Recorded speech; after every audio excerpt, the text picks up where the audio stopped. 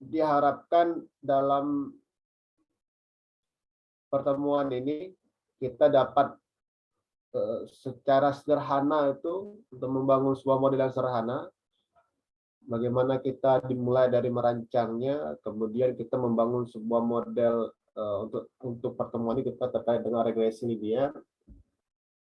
Beberapa algoritma akan kita coba lihat, tentunya dengan menggunakan library yang sudah ada. Jadi kalau dibilang menggunakan algoritma, kalau dulu kan membayangkan bagaimana cara membuat algoritmanya, ya kita harus coding. Kalau zaman saya dulu waktu menggunakan bahasa asing, misalkan itu coding dulu semuanya selesai baru bisa kita panggil fungsinya.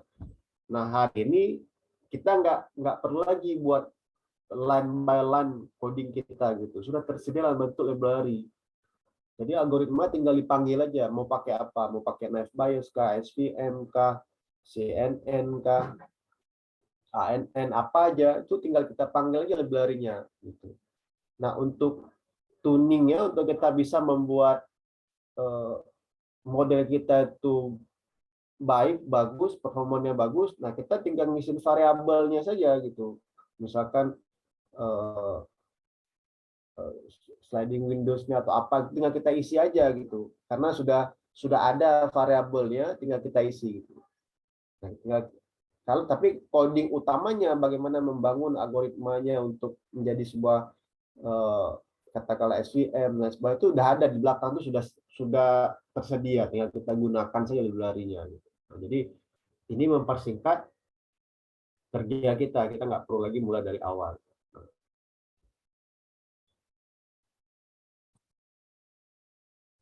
Kita diharapkan nanti mampu melakukan kegiatan persiapan pemodelan seperti pembagian data, penyusunan skenario pemodelan. Juga diharapkan nanti paham dan mampu juga untuk membuat pemodelan dengan regresi linear.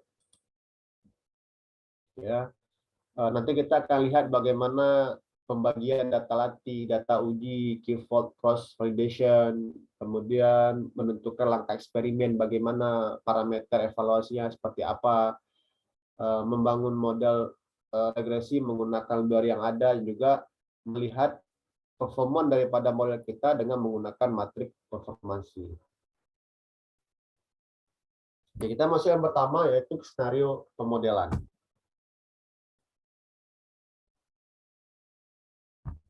Kembali lagi ke basic, ke dasar, bahwasanya data itu memiliki peran yang sangat penting ketika kita ingin membangun sebuah model. Model algoritma ini belajar dari data yang ada gitu. SVM, naive Bayes, decision tree atau apapun itu dia belajar dari data yang ada. Nah, kita ajarin dia. Nah, karena dia belajar dari data yang ada dan juga nanti kita uji dia dengan menggunakan data yang ada, data yang kita miliki, maka data kita itu kita bagi setidaknya ke dalam dua bagian. Ada bagian yang kita sebut dengan data latih atau data training, dan ada bagian yang kita sebut dengan data testing. Nah, data latih ini itu kita gunakan untuk membangun sebuah model. Sedangkan data testing ini itu kita gunakan untuk mengukur atau untuk mengevaluasi model kita seperti apa. Ini terkait dengan akurasi misalkan. Jadi dia diajarkan dengan menggunakan data yang kita miliki dan juga dia diuji dengan menggunakan data yang kita miliki. Ya, jadi kita bagi menjadi dua, kita split menjadi dua, data training dan data testing. Sebagai contoh, ini misalkan kita menggunakan data dari Iris, di bunga Iris ini, dataset yang sangat terkenal untuk image processing dan juga untuk juga klasifikasi, bagus datanya. Nah, dalam data Iris itu ada beberapa fitur. Nah, jadi kalau dibilang fitur, atribut, variabel itu udah kebayang terus ya. Artinya ada beberapa kolom yang terdiri atas misalkan ada panjang sepalnya, lebarnya, panjang petalnya, lebar petalnya, dan kelasnya apa gitu. Nah, kelas ini terkait dengan yang akan diprediksi nanti, yang akan diketahui nanti. Apakah dia masuk ke kategori Iris sentosa misalkan, Iris virginica misalkan, atau Iris versi color misalkan, dan sebagainya. Ya. Nah, ini informasinya. Jadi kalau kita punya dataset seperti ini, nah kita bagi dataset kita. Nah, dalam contoh kasus Iris ini, pembagian data latih atau data training dan juga data testing atau data uji itu dibagi dalam dua kelompok. Data training itu 70%. Jadi kalau dia punya data sebesar 100% keseluruhan data, 70% dari data dia itu akan digunakan untuk training, untuk melatih si algoritma tadi. Dan 30% itu diambil untuk digunakan untuk menguji performansi daripada si algoritma tadi. Nah, ini ilustrasinya kira-kira seperti ini. Nah, nanti kita akan menemui beberapa variabel dalam pembuatan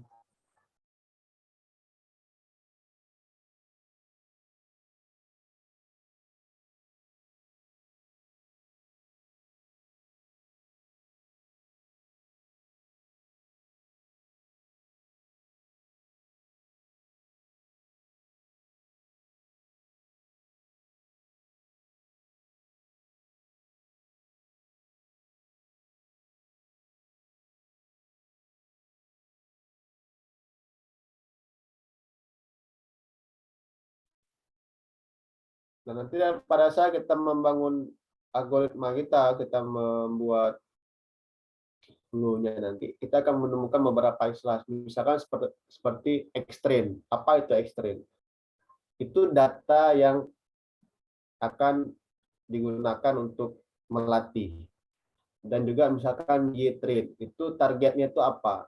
Kalau kita punya data seperti ini, targetnya itu apa? Apa yang menjadi kelasnya misalkan. Nah, kemudian nanti kita punya X-test dan Y-test, data yang akan diuji dan hasil itu harus seperti apa gitu. Ya. Nah, dalam skip-learn itu sudah ada namanya model selection, kemudian ada namanya trend test split. Bagaimana kita bisa men-split data kita, tinggal kita bilang aja kita mau splitnya berapa persen gitu. Nanti dia sudah paham. Nah, X-train, X-test tadi yang disampaikan sebelumnya, ada Y-train, Y-test. Ya. Kemudian trend test splitnya bagaimana? Berapa yang menjadi data kita X, Y itu? Ya, bayangin aja sungguh gitu ya. Nah, trend size-nya itu berapa? 0,7. 0,7 ini artinya apa? Kita akan menggunakan 70% dari data kita untuk kita gunakan sebagai data training. Nah, kalau kita ingin menggunakan 80% misalkan, itu kita bisa buat 0,8. Nah, jadi disesuaikan aja. Nah, kalau kita mau buatnya model skenario, misalkan kita mau lihat dulu dari 50, 60, 70, 80, dan seterusnya, ya tinggal diubah definisi dari nilai daripada variabel tersebut. Nah, sedangkan data ujinya 30% itu kita nggak usah tulis lagi data uji. Jadi dengan kita buat berapa jumlah size daripada data train-nya itu, sisanya akan digunakan untuk data uji. Nah, kalau kita ingin melihat berapa data akan digunakan, contoh tadi kita masih menggunakan dataset Iris, kita lihat kalau kita menggunakan 70%, maka nanti akan ada 105 data yang akan digunakan sebagai data training dan 45 yang akan digunakan sebagai data testing atau data uji. Ya, ini untuk melihatnya. Nanti kalau kita punya data atau dataset yang lain ya tinggal disesuaikan aja nanti. Ya, tentunya di awal kita menggunakan ya pandas dulu lah, baca filenya, kemudian nanti kita bisa menggunakan fungsi trend test split ini ya, dari trend test split ini untuk membagi data kita berapa persen itu data latih dan berapa persen itu data ujian.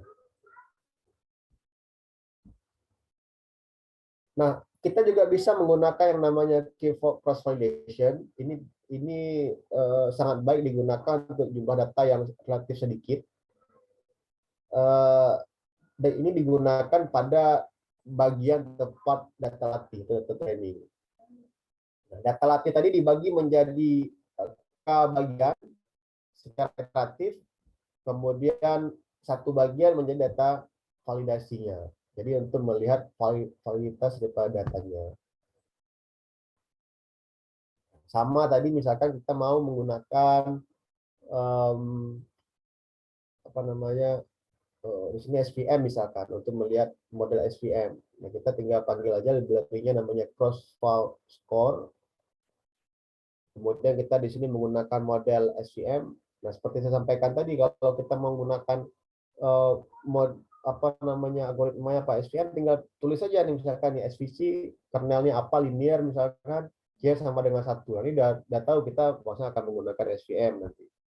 Nah, di sini dia menggunakan cross value-nya itu ada 5. Artinya cross validation itu ada 5. Nah, nanti dia akan melihat akurasi model SVM-nya untuk masing-masing fault dan juga untuk 5 fault cross validation dengan menggunakan rata-rata ya skornya.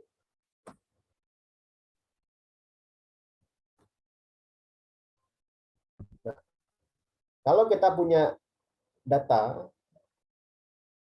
misalkan kita bagi dalam 3 bagian, training, validation, dan testing.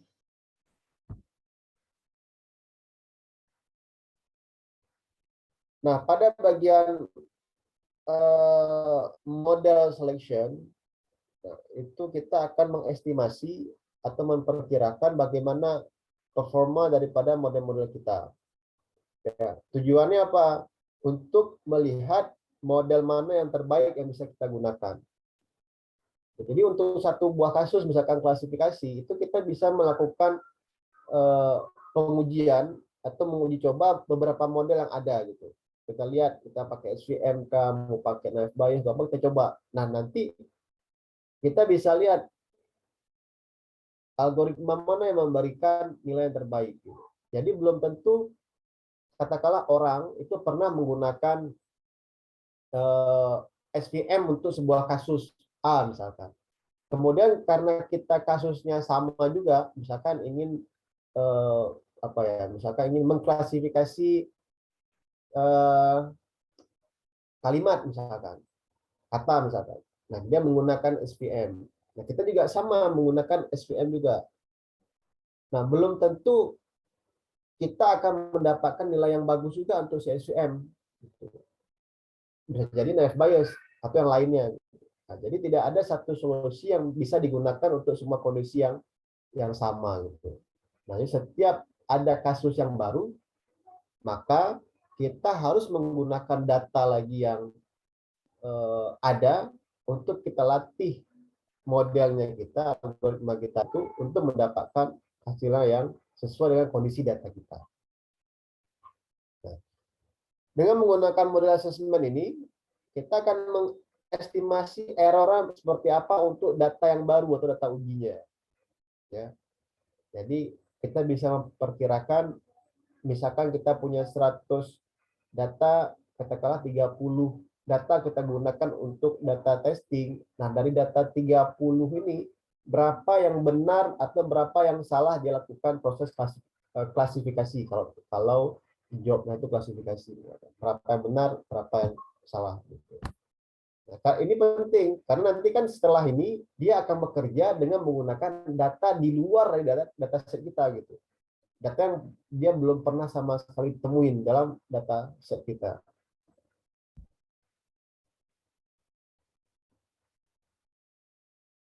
Nah, setiap metode itu memiliki parameter tertentu. Ya, dilakukan eksperimen ya dengan beberapa variasi parameter. Kemudian mana yang paling baik itu akan kita gunakan. Nah, ada beberapa strateginya.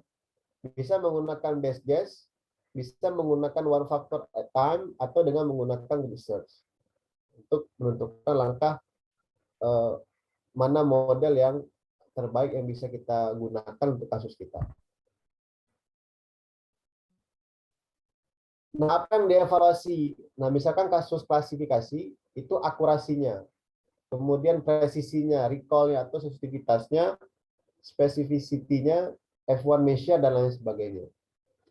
Kalau kita dalam kasus regresi, itu kita melihat mean square error-nya atau mean absolute percentage error, dan beberapa lainnya. Kalau clustering diantara itu kita melihat silaut skornya, Davis Baldwin Index-nya. Nanti ini akan dijelaskan lebih lanjut terkait parameter untuk evaluasi untuk masing-masing bagian, baik itu untuk klasifikasi, regresi, atau untuk clustering.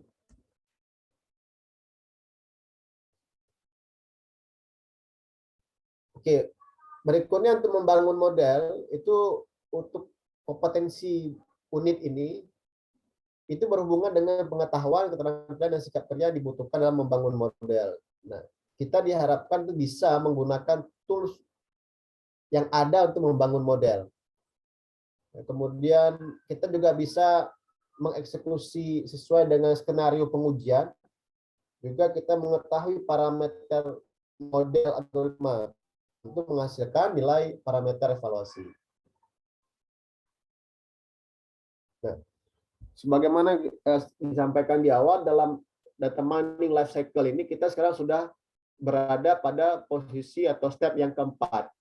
Yang sebelumnya kita sudah melihat terkait dengan business understanding, kemudian data understanding, dan juga data preparation. Dan kita cukup aware, cukup paham bahwa nanti pada tahapan data preparation sebelum masuk ke data modeling, itu kita akan membutuhkan waktu yang cukup, effort yang besar untuk dapat menghasilkan sebuah dataset yang baik, yang bisa digunakan dalam membangun model yang akan digunakan pada tahap berikutnya. Nah, pada tahap modeling ini, ada beberapa hal yang harus kita perhatikan. Yang pertama terkait dengan bagaimana memilih model, kemudian bagaimana kita menguji model kita itu, kemudian bagaimana kita terkait dengan membangun parameter model itu, kemudian bagaimana kita mengassessment terhadap model tersebut. Jadi ini dalam tahap modeling ini ada beberapa hal yang kita lakukan, tapi effortnya itu tidak sebesar daripada menyiapkan data gitu. Contoh seperti tadi misalkan pembagian dan antara data latih sama data testing, antara training sama testing. Itu bisa kita bagi, kita buat mungkin mulai 70-30 dulu, 80-20 misalkan, dan seterusnya.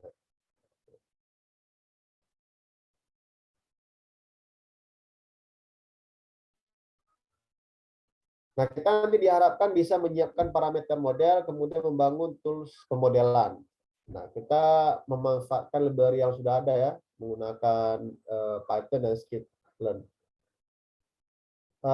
Nanti kita akan melihat bagaimana menjelaskan, menyiapkan, dan mengimplementasikan model regresi terkait dengan regresi linear sederhana dan variabel jamak.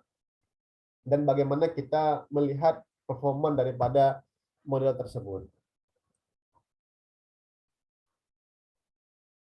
Oke, nah ini contohnya terkait dengan regresi. Nah, kalau kita punya dataset, ini data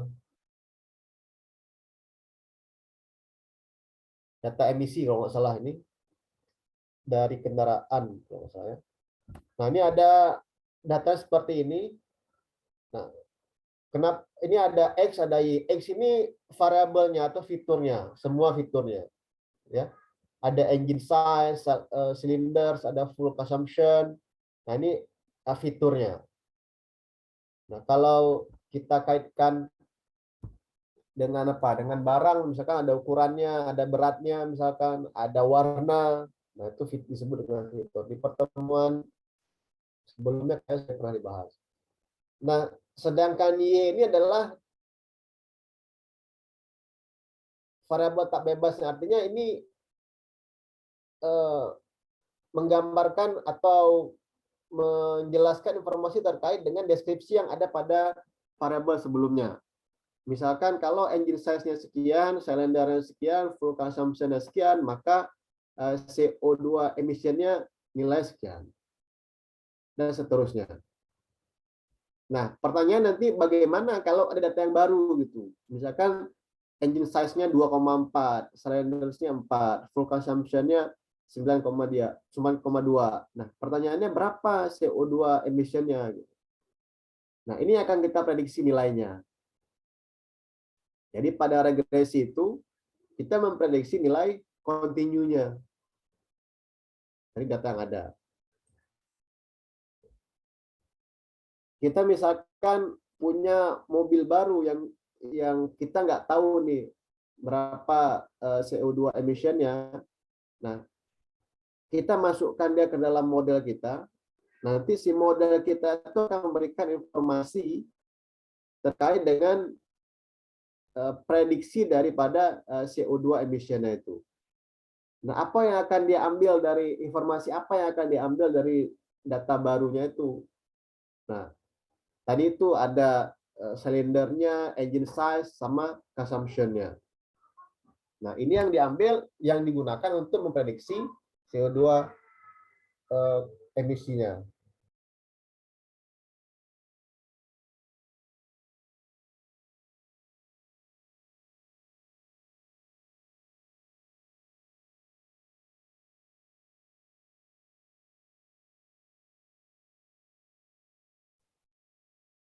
Oke, ini secara matematisnya seperti ini.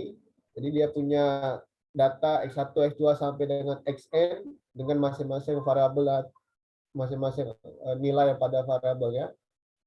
Kemudian juga diketahui outputnya itu apa gitu. Nah, output ini akan diprediksi.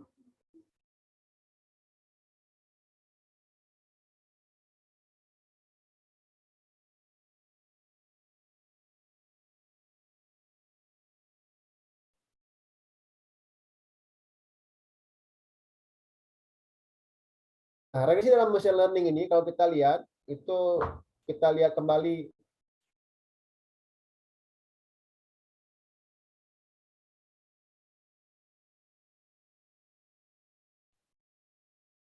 kita ketahui bahwasannya ada supervised, unsupervised. Nah, dalam supervised itu ada classification di mana kita memprediksi kategorinya itu apa, dia masuk dalam kelompok apa misalkan.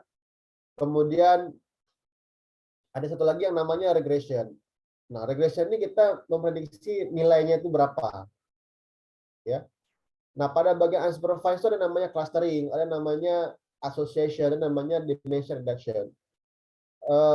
Bagaimana kita mengcluster data kita menjadi beberapa bagian atau kelompok gitu. Bagaimana kita melihat asosiasi relasi antara satu data dengan data yang lainnya, antara satu variabel dengan variabel lainnya. Bagaimana kita melihat dengan menggunakan unsupervised ini mana variabel atau fitur yang memiliki peran yang sangat pengaruh yang besar dalam menghasilkan suatu model misalkan. Nah, sekarang ini akan kita lakukan kita pada bagian regression-nya ini. Nah, pada bagian regression itu ada beberapa algoritma yang bisa kita gunakan. Misalkan seperti linear regression, SVR, GPR, assembly, decision tree, neural network, dan lainnya. Jadi ada beberapa yang bisa kita gunakan di sini.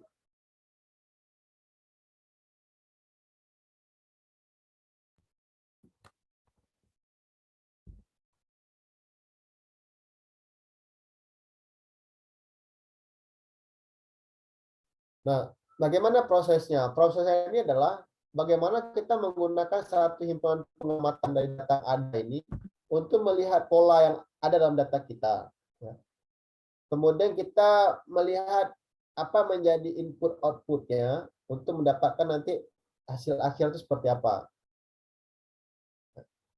Kita mempunyai masalahnya apa, misalkan, kemudian kita merangkumkan, merumuskan masalah kita itu, kemudian kita ambil data mentahnya, kemudian kita lakukan proses fitur extraction, kita lihat dari data yang ada itu, tentunya dia memiliki variabel-variabel, memiliki atribut-atribut. Nah, dari atribut-atribut itu mana yang atribut yang memiliki peran yang sangat berpengaruh, seperti di pertemuan lalu kalau tidak salah kita dengan menggunakan apa namanya heat map itu, ya kita melihat atribut mana yang memiliki korelasi positif dan memiliki korelasi negatif terhadap datanya.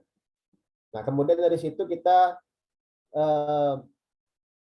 melakukan proses split data kita yang kita akan gunakan untuk training dan testing.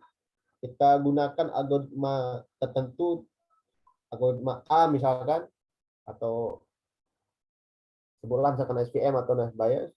Nah, kemudian algoritma ini kita gunakan untuk memprediksi nilai yang kita inginkan. Apakah itu terkait nanti dengan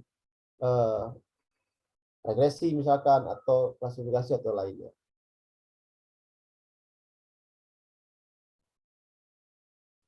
Nah, kita melakukan proses estimasi atau melakukan proses perkiraan atau prediksi ini untuk keperluan apa? Yang pertama untuk prediksi, yang kedua bisa juga untuk inferensi.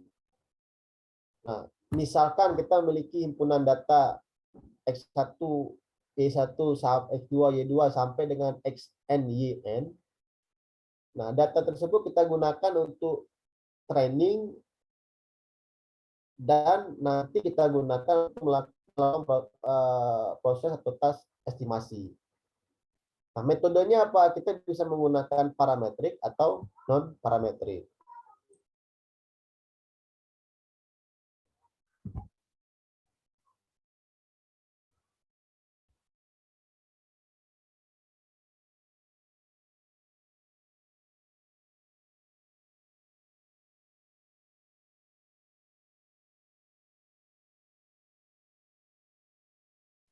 Nah, tujuan utama kita itu yang paling penting itu adalah bagaimana kita bisa meminimalisir terjadinya error gitu. Error yang dimaksud di sini apa? Kesalahan tadi, kesalahan dalam dia memprediksi suatu nilai, baik itu untuk kasus klasifikasi maupun kasus regresi. Nah, jadi kalau kita katakanlah punya data 100, nah kita harus bagaimana caranya 100 data yang ada yang akan diprediksi ini, itu kesalahan dia memprediksi baik itu kelasnya kalau terkait dengan klasifikasi atau regresinya, nilainya misalkan terkait dengan regresi tadi. Nah, itu harus seminimal mungkin errornya. Ya. Jangan kalau ada 100 data, 50 yang benar dia lakukan prosesnya. Hasil yang dia dapatkan itu 50 yang benar. Itu tidak sesuai gitu ya. Atau mungkin 60. Nah, intinya kita harus mendapatkan sebagus mungkin hasil daripada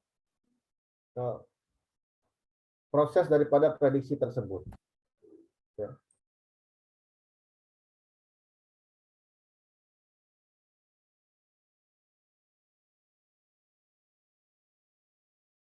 Nah, selain kita melihat bagaimana terkait dengan prediksinya, nah mungkin juga kita bisa melihat bagaimana relasinya.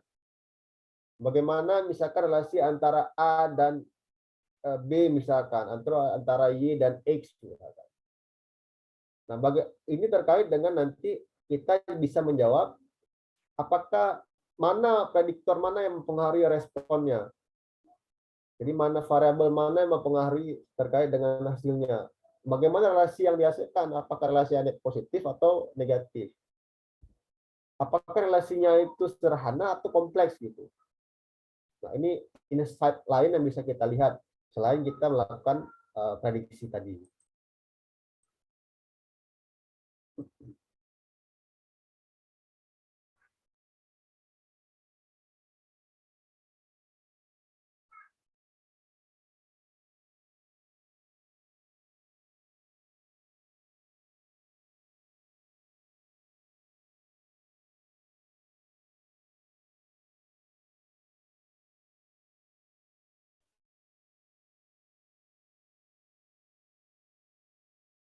Nah, untuk yang pertama misalkan metode parametrik.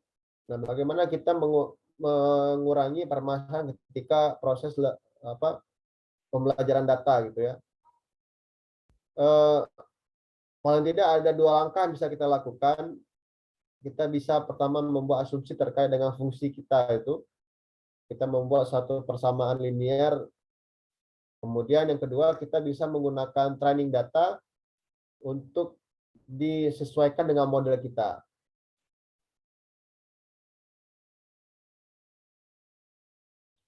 Kalau kita menggunakan pendekatan non-parametrik, nah apa keuntungannya? Nah, keuntungannya itu ini akurat untuk beragam jenis bentuk fungsi f. Nah, kekurangannya itu, nah kita membutuhkan jumlah observasi untuk memperoleh estimasi dari fungsi f. Nah, kemudian regresi non-linear ini lebih fleksibel, sehingga hasil yang diharapkan itu biasanya estimasi itu lebih akurat. Nah, tetapi ada resiko terjadinya overfitting. Nah, overfitting ini memang sesuatu yang sangat kita harus hindari, karena mungkin ada noise atau apa yang mempengaruhi daripada akurasi tadi itu. Ini seolah-olah bagus hasil daripada prediksinya, baik itu klasifikasi ataupun regresinya, tetapi sebenarnya nanti waktu dia menggunakan data yang real itu nanti akan kelihatan banyak terjadi kesalahan dalam dia memprediksi suatu nilai.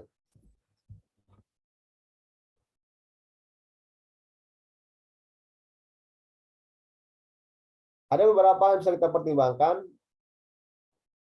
fiturnya, prediktornya, atau independent variabelnya. Sedangkan dari sisi outputnya itu respon dependent variabelnya. Nah, untuk kasus supervised dengan unsupervised, itu pertanyaannya apakah Y-nya, prediktornya tadi yang mau diprediksi itu tersedia nggak pada data training. Sedangkan pada kasus regresi dan klasifikasi itu, apakah data yang bersifat kuantitatif atau data yang bersifat kualitatif. Nah, kalau datanya bersifat kuantitatif itu seperti tinggi, suhu, ya. Kalau biasanya numerik biasanya, atau kalau kualitatif itu dia ya seperti ukuran baju misalkan, contoh di sini yang terurut misalkan S, M, L, XL misalkan. Kemudian atau yang masuk dalam kelompok nominal misalkan seperti status pernikahannya, jenis kelaminnya.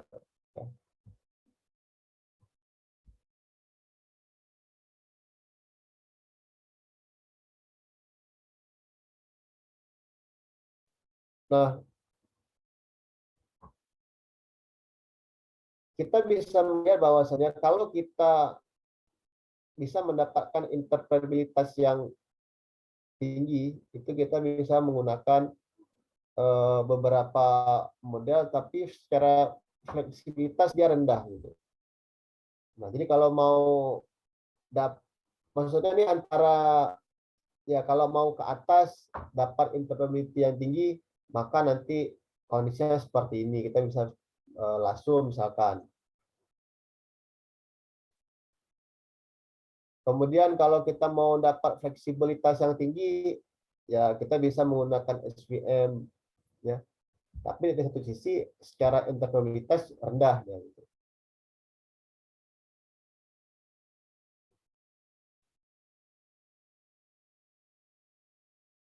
Nah, ada beberapa yang harus kita pertimbangkan ketika kita membangun sebuah model kita. Pertama, kita sedapat mungkin berusaha agar ini cocok untuk data secara keseluruhan itu. Kemudian usahakan dia robust gitu ya, berlaku untuk secara umum. Walaupun memang sebenarnya nggak ada solusi untuk semua kasus, tapi kita usahakan serobust mungkin gitu.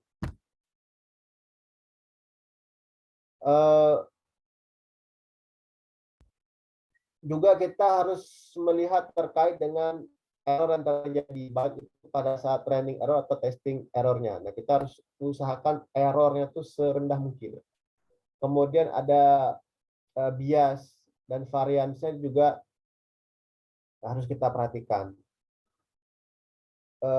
Fitting atau overfitting itu juga kita harus perhatikan di sini, karena jangan sampai nanti kita merasa model yang kita bangun ini sudah bagus akurasinya, sudah di atas 90%, tapi ternyata ada terjadi overfitting di sini.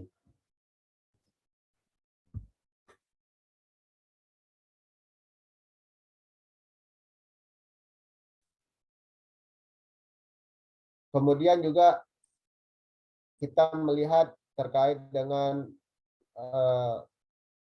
error yang terjadi pada saat kita melakukan proses training data.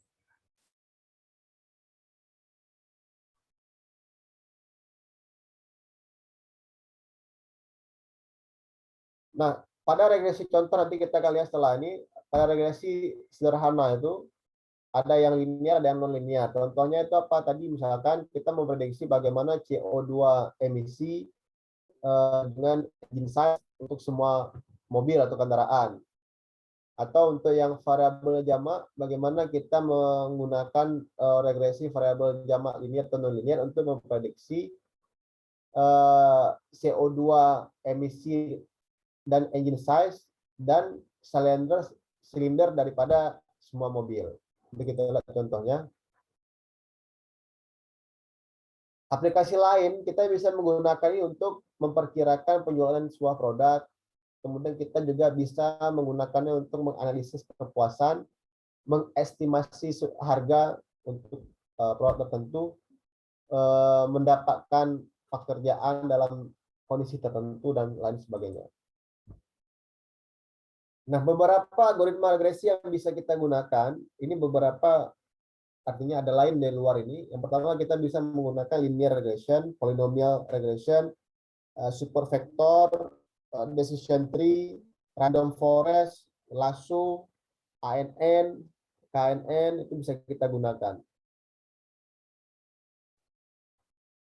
Nah, ada beberapa tipe daripada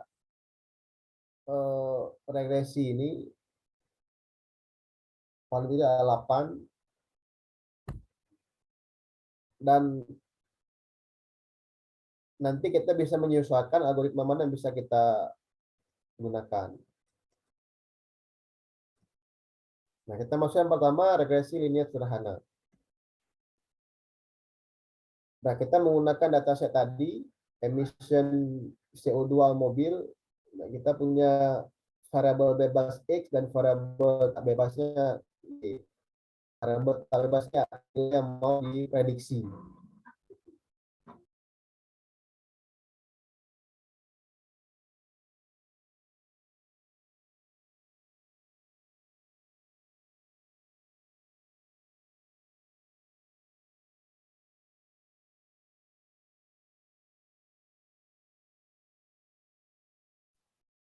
Nah, sebagai contoh misalkan seperti yang terlihat, kita punya data dari indeks 0 sampai dengan 8, data pertama sampai dengan data yang ke-9.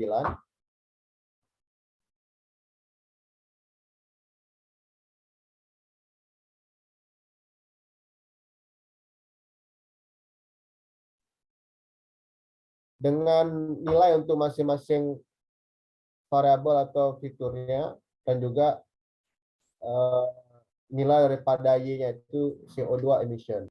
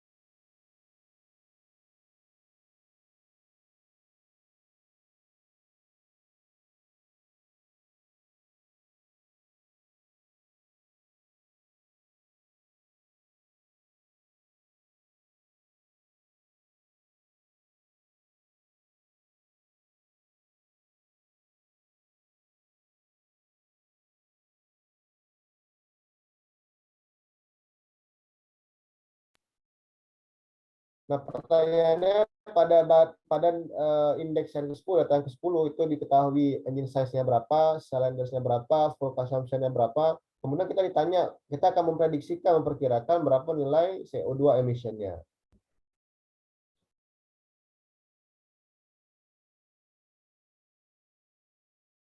Nah,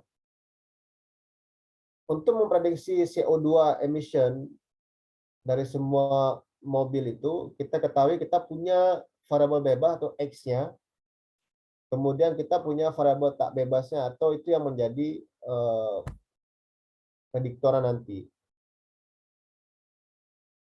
Sedangkan pada regresi linear variabel jamak, nah itu kita akan menggunakan semuanya nanti, akan menggunakan semua variabelnya, fiturnya, engine size, cylindersnya, dan lain-lain. Sedangkan pada bagian variabel bebasnya atau Y-nya itu adalah CO2 emission.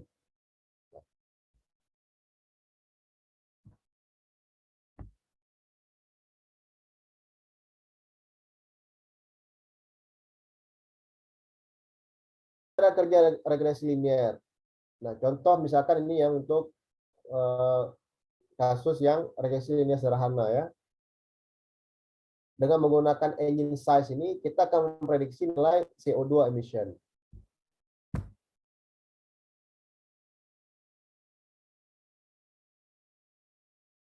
Dia akan menggunakan data dari pertama sampai dengan data yang ke-8, indeks ke-8 ini, untuk selanjutnya memprediksi nilai pada indeks ke-9 ini, berapa nilai CO2 emission-nya.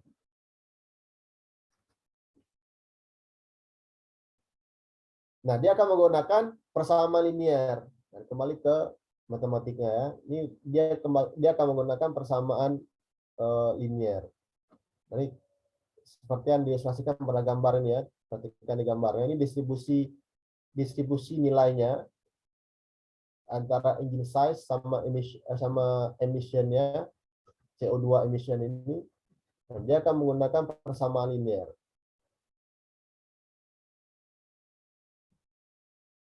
Nah, berdasarkan persamaan linear, ini garis merahnya ini kan garis merah ini adalah persamaan linearnya.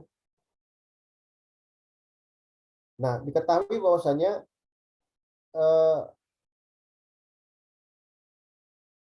itu nilai untuk CO2 emission sebagai variabel bebas, kalau kita melihat dari engine size itulah 2,4.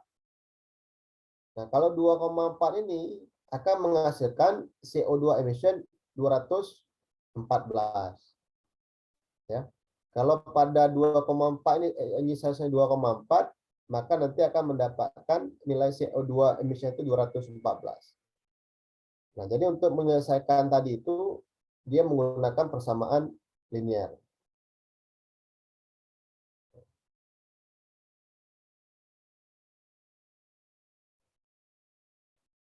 Bentar ya, saya stop dulu.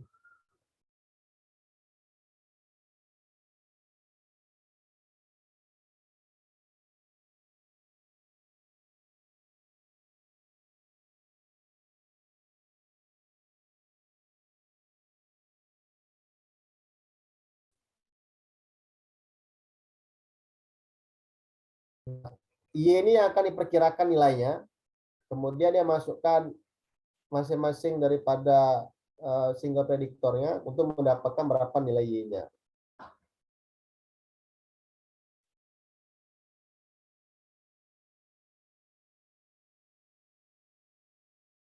Nah, untuk mendapatkan bagaimana model prediksi yang terbaik, itu maka kita akan mencari parameter yang akan mendapatkan atau menghasilkan selisih terkecil dari antara prediksi tersebut. Jadi kita melihat nilai yang paling kecilnya. Nah, untuk ini kita bisa menggunakan mean square error. Nah, seperti yang pada gambar tersebut, nah kita melihat bisa menggunakan mean square error ini untuk melihat nilai yang terkecil, selisih yang terkecil seperti apa. Baik itu untuk menghasilkan error positif dan juga error negatifnya.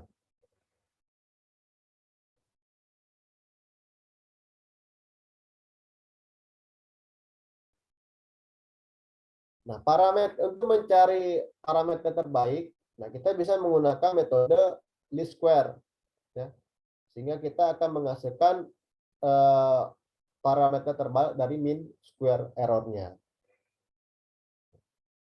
Ya, ini perhitungan secara matematis ya. Kalau kita mau menguraikan secara matematis atau ingin mencari secara manual bagaimana proses di belakang itu, gitu. Bagaimana proses dia bisa mendapatkan nilai uh, yang prediksi itu berapa dengan menggunakan satu variabel, kan dalam hal ini kita menggunakan engine size. Jadi bagaimana mendapatkan model yang baik, kemudian mendapatkan nilai itu bagaimana, ini proses di belakangnya gitu. Kalau nanti pada saat kita mengimplementasikan, ya kita menggunakan library yang sudah ada. Tapi kita juga harus paham bagaimana proses di belakang itu seperti apa sehingga dia mendapatkan nilai yang diinginkan.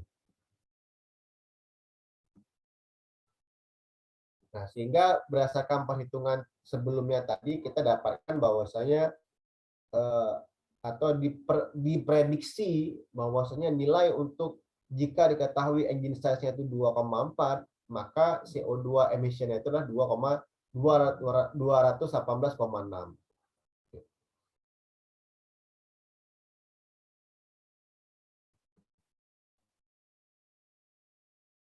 Nah, apa kelebihan daripada menggunakan regresi linear ini? Ya, kelebihannya ringan, kemudian tidak perlu tuning parameter, dan dia ini lebih cenderung mudah dipahami dan diinterpretasikan. Nanti kita coba sama-sama, sudah ada hand-on-nya itu di sepadanya. Ya, kita akan menggunakan beberapa library standar, nanti ada penambahan PyLab. Sedangkan yang lainnya sudah pernah kita gunakan library-nya itu. Data yang digunakan data CO2 emission untuk mobil. Ini juga sudah ada tersedia di Spada, kalau mau langsung digunakan atau mau download dulu juga boleh. Kita nanti melihat datanya secara umum, kemudian kita mengeksplor data kita dengan menggunakan describe, yaitu sederhana untuk melihat jumlah rata-rata kuartilnya, nilai min dan max-nya berapa gitu, untuk masing-masing variabel. Kemudian juga kita bisa melihat nilai untuk variabel tertentu atau kolom tertentu juga bisa. Kemudian kita juga bisa melihat apa namanya, statistik atau deskriptifnya dengan menggunakan plot histogram untuk masing-masing kolom tersebut. Kalau kalian masih ingat, ketika kita menggunakan Kaggle, kita masuk di bagian data setnya Kaggle itu, di bagian atas kolom itu kan ada plot histogramnya. Nah, itu dia mendeskriptifkan terkait dengan datanya. Ya.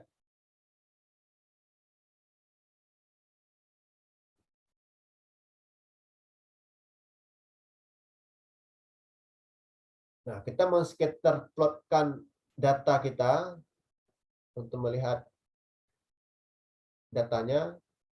Kemudian kita juga melihat dengan menggunakan scatter plot, kita melihat dua buah variabel, yaitu antara engine size dengan emisinya ya.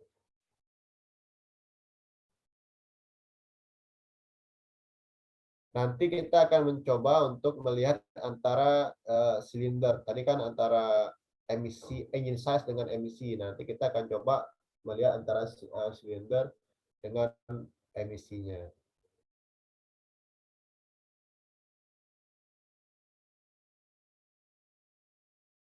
Nah, kita bisa melihat deskriptif distribusi data kita, data training kita, yaitu kita mengambil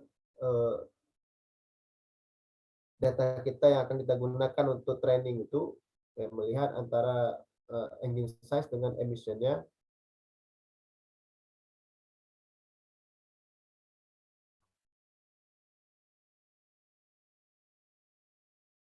kita menggunakan library dari scikit-learn, menggunakan regresi linear regression, kemudian seperti yang saya sampaikan tadi, kita tinggal panggil aja sebenarnya library-nya, kemudian nanti di situ sudah ada perhitungan di dalam library itu yang sebagaimana dijelaskan detail sebelumnya ya. Nah, kita menggunakan training X dan training Y-nya, yaitu engine size sama CO2 emission ini kita gunakan. Kemudian kita nanti akan melihat koefisien intercept-nya berapa.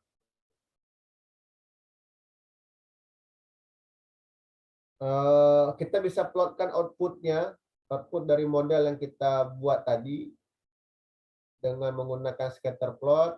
Kita plotkan output daripada model kita tadi.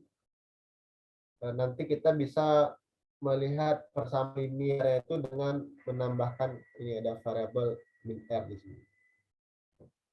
Ini baris kedua ini untuk bisa menghasilkan persamaan linear yang garis merah ini.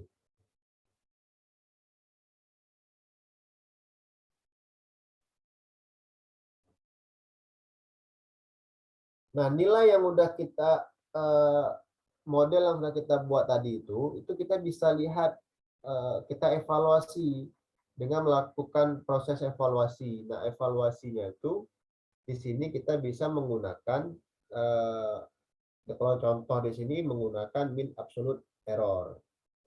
Nah, kita menggunakan menggunakan fungsi predict ini untuk mengevaluasi model yang udah kita buat sebelumnya. Dihasilkan di sini mean absolute error-nya itu 25,24, kemudian mean square error-nya itu 1113,89, error score-nya itu 0,64. Nah, ini bagian daripada bagaimana kita mengevaluasi model yang udah kita buat tadi. Ya.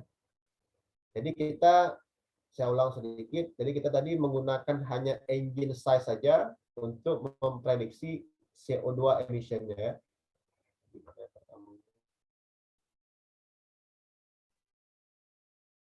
Jadi kita menggunakan satu variabel saja untuk memprediksi variabel yang lainnya, nilai yang lainnya. Nah, bagaimana kalau kita menggunakan banyak variabel atau disebut dengan regresi linear variabel jamak untuk memprediksi nilai yang tadinya tuh, yang nilai Y-nya.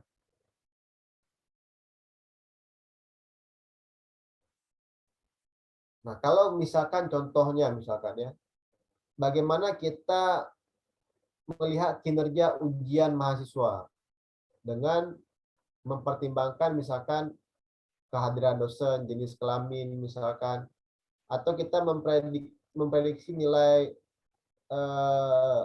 kenaikan, seberapa besar kenaikan atau penurunan tekanan darah terhadap kenaikan penurunan BMI dari pasien. Nah, ini juga karena variabel yang dilihat bukan satu, lebih pada satu.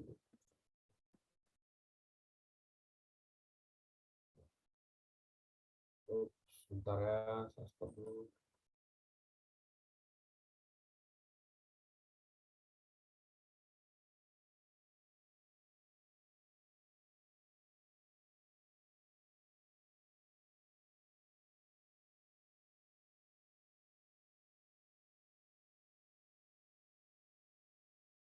Kalau tadi kita hanya menggunakan satu variabel yaitu engine size, nah sekarang kita akan menggunakan lebih pada satu variabel. Dalam hal ini kita akan menggunakan misalkan engine size, cylinder, full consumption-nya untuk memprediksi berapa nilai CO2 emission-nya.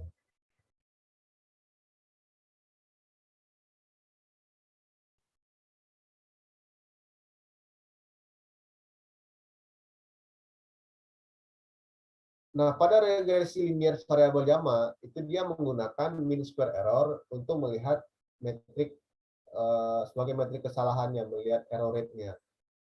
Dan MSE ini merupakan selisih antara hasil prediksi dengan nilai aktual variabel tak bebasnya.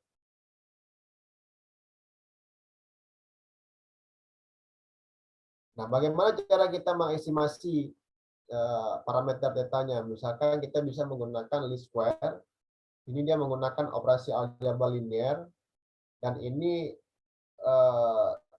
lumayan waktunya yang diperlukan, apalagi kalau datanya lebih daripada 10.000. Nah, kalau untuk optimasinya itu kita bisa menggunakan gradient descent, dan biasanya cocok untuk dataset yang besar.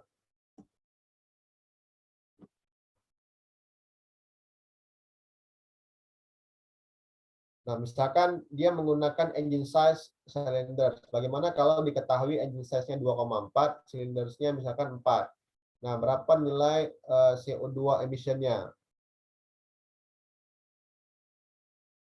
Nah, contohnya misalkan dapatnya 214,1. Nah, di sini kita akan menggunakan library sama seperti sebelumnya, yaitu ada matplotlib nanti untuk kita memplot data kita, kemudian kita menggunakan pandas untuk membaca data kita, pylab, dan juga numpy. Kita bisa melihat data awal kita, ya, data awal di mana data kita menggunakan head, kemudian kita bisa melihat deskripsi data kita, deskripsi sederhananya, jumlah, rata-rata, standar deviasi, nilai minimum maksimum, dan juga kuartilnya untuk masing-masing variabel.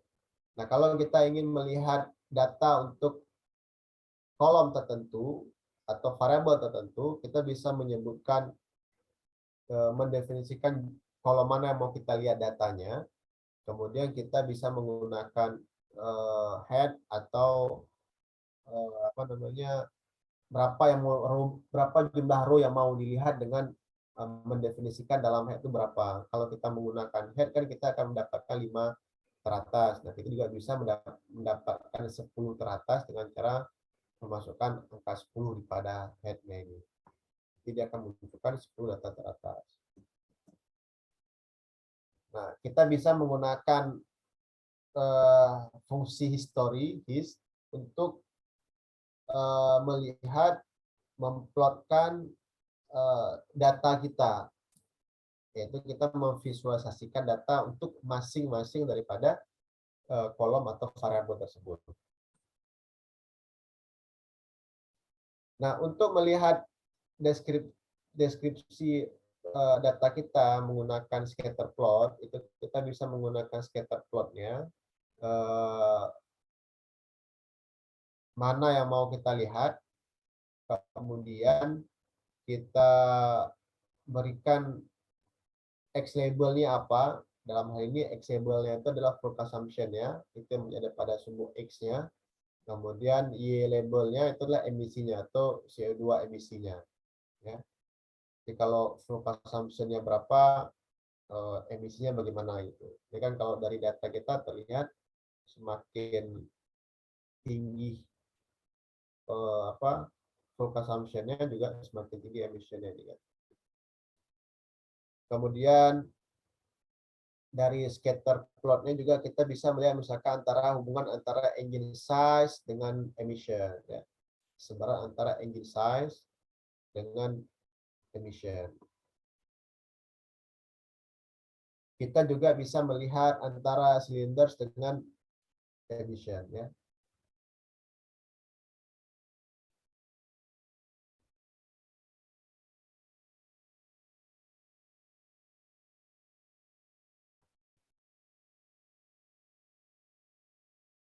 Nah, kita juga bisa dengan menggunakan train. Kalau tadi kan datanya data yang data mentahnya ya. Nah, sekarang kita data training kita itu kita bisa lihat hubungan antara data training kita antara engine size dengan emission. Atau dengan menggunakan data training kita bisa melihat antara fuel consumption-nya dengan emission-nya. Dan juga dengan menggunakan data training kita juga bisa melihat antara cylinders dengan emission-nya.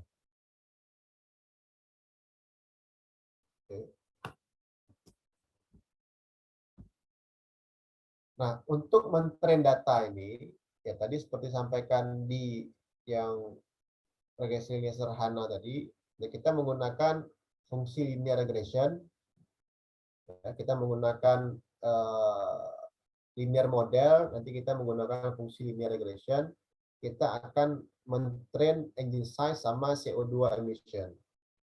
Di mana yang menjadi X-nya itu adalah engine size, yang Y-nya itu adalah CO2 emission.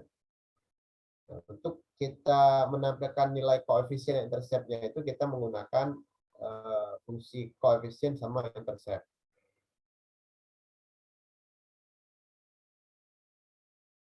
Nah, persamaan linearnya itu yang garis merah ini, nah, kita bisa melihat menggunakan yang baris kedua pada code kita itu, kita menggunakan tren X, kita melihat koefisiennya itu dikali dengan tren X tambah dengan regression intercept-nya. Outputnya seperti yang terlihat pada gambar. Nah, ini berarti nilainya itu di sini sama linearnya di sini.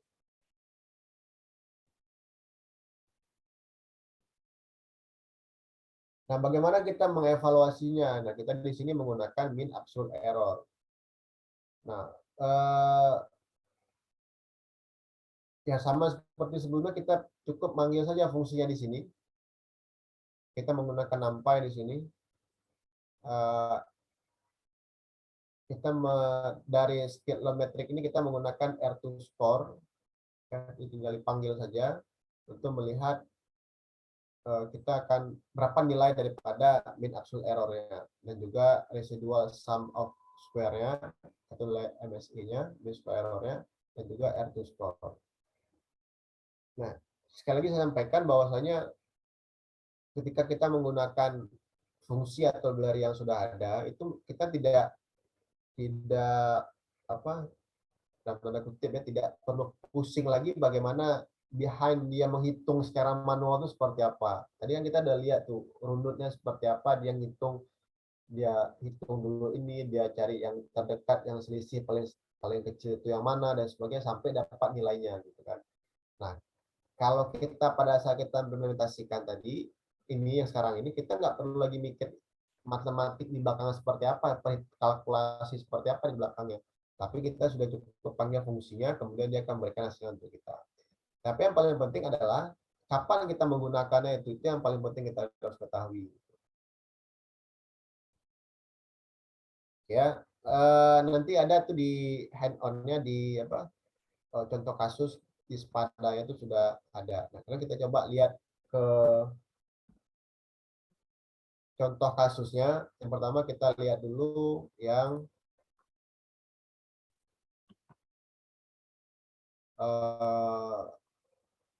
pemodelan tadi yang menggunakan iris tadi. Nah, ini kebetulan, nah saya untuk menghindari upload terus ke dalam Collabs ini, saya jadi saya upload ke Google Drive datanya gitu. Jadi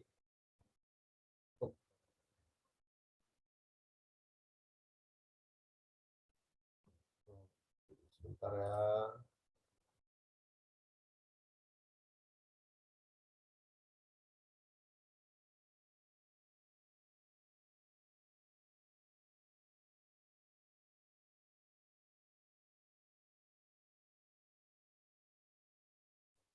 Ya, mohon maaf terclose browsernya, saya dibuka ulang dulu browsernya.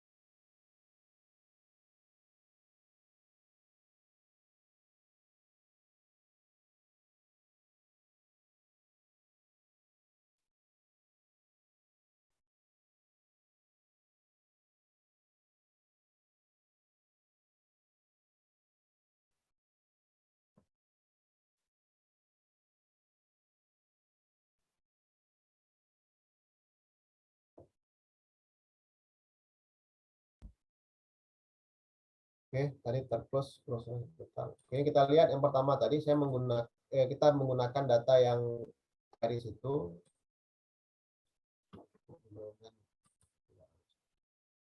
Oke, nah ini kita import datanya. Kita menggunakan data Iris ini. Data Iris, kebetulan data Iris itu sudah tersedia dalam scikit-learn itu, tinggal kita panggil, dia dalam dataset, kita panggil aja load Iris. Nah, dari data Iris itu ada 150 row datanya.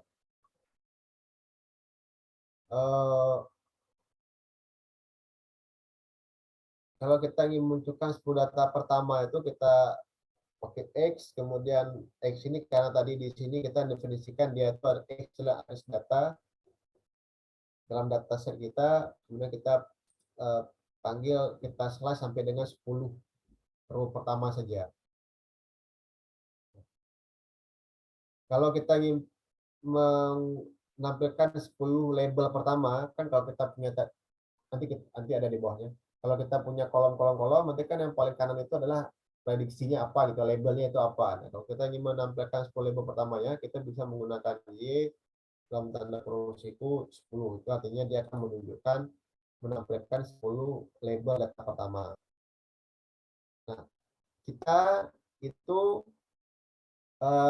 ingin membagi data kita itu ke dalam training dan testing dengan komposisi 70% untuk training dan 30% untuk testing. Nah, bagaimana caranya? Caranya adalah kita menggunakan dari train test split yang ada pada skitlearn model section. Itu kita memanggil xtrain, xtest, ytrain, ytest. Ini xtrain, xtest, ytrain, ytest ini yang ada dalam data kita tadi yang kita lihat di slide. Ada bagian yang kita jadikan sebagai training, sebagai testing. Nah, kemudian dengan menggunakan train test split, kita definisikan x, y-nya itu di mana train size-nya itu 0,7. 0,7 ini untuk menunjukkan bahwasanya 70% dari data yang kita gunakan akan kita gunakan sebagai 70% dari data yang kita miliki akan kita gunakan sebagai data training, sedangkan 30%-nya akan digunakan sebagai data testing. Jadi testingnya itu tidak perlu kita tulis lagi, testing size nggak perlu. Dia cukup kita kasih tahu aja training size itu berapa, maka nanti sisanya dia akan digunakan sebagai testing.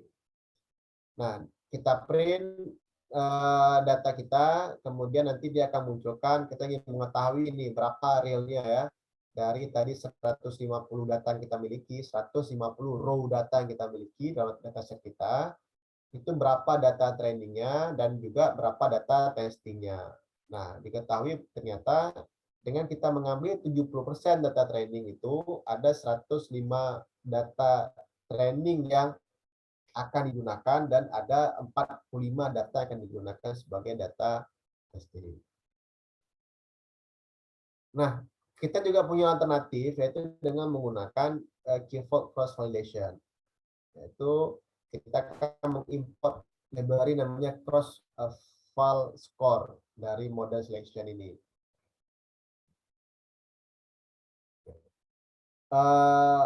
Ya, di sini kita menggunakan SVM, ini pakai SVC, ya, kernelnya linear, kemudian kita akan melihat akurasi model SVM-nya untuk masing-masing fault-nya berapa, kemudian juga untuk di five fault cross validation itu berapa dengan menggunakan score.min rata-ratanya, ya, rata-ratanya.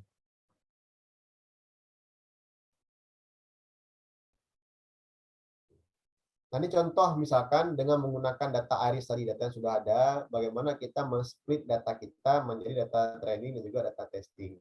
Nah, simpel tadi seperti ini. Ya, kita sebutkan berapa trainnya berapa, kemudian nanti sisanya akan digunakan sebagai testingnya. Oke, nah sekarang kita pindah ke yang regresi linear. Nah, regresi linear ini kita menggunakan data tadi ya, data CO2 emission atau emisi CO2 untuk mobil tadi kalau nggak salah ya. Nah, di sini kita akan menggunakan library Matplotlib, Pandas, PyLab, dan juga NumPy. Nah, ini kita import dulu masing-masing library-nya. Kemudian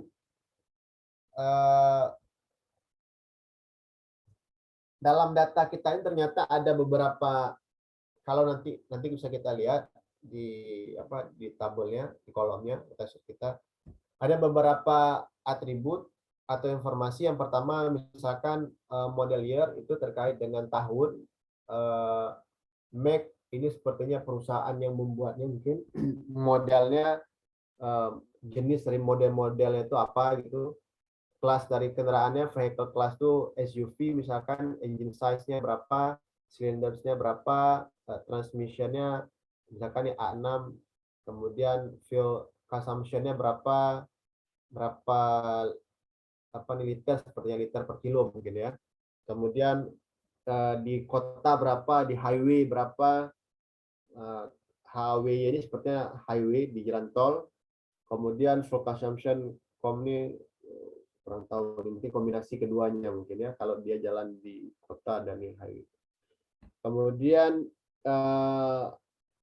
berapa nilai CO2 emission-nya, G per kilometer, ini sepertinya gram per kilometer mungkin. Oke. Nah, ini kebetulan seperti yang sampaikan tadi, saya nggak lagi upload ke dalam Collabs, tapi saya langsung baca dari drive saya yang ada di Google Drive. Saya run dulu. Oke. Seperti yang sampaikan di pertemuan sebelumnya, nanti kalau belum pernah sama sekali kita linkkan Google Colab kita ke dalam drive kita, nanti akan muncul di sini ada semacam tautan yang harus kita klik, yang kita klik untuk mendapatkan key-nya. Nah, key itu kemudian kita masukkan ke mari, nanti ada tempat memasukkan key, kemudian baru kita bisa terakses ke dalam Google Drive. Ini karena saya sudah pernah sebelumnya menginkkan Google Colab saya ke Google Drive, maka ini otomatis dia udah disampaikan pesan drive atau di mount ya, sudah pernah. Nah, kemudian kita baca data kita. Nah, ini sesuai dengan posisi di mana data itu berada ya. Ini link ke direktorinya. Ini nama yang kemudian nama filenya. Nah, kalau kita nggak tahu di mana letaknya, katakanlah kita nggak paham nih letaknya patch-nya itu di mana. Nah, nanti pilih aja di drive-nya ini. Nah, misalkan nanti lihat, nah ini ada lihat folder-foldernya. Ya. Nah, ini nanti di bagian file yang mau kita ambil ini, diklik tanda 3 ini, kemudian pilih copy patch. Nanti kita kopikan ke sini, ke bagian ini ya.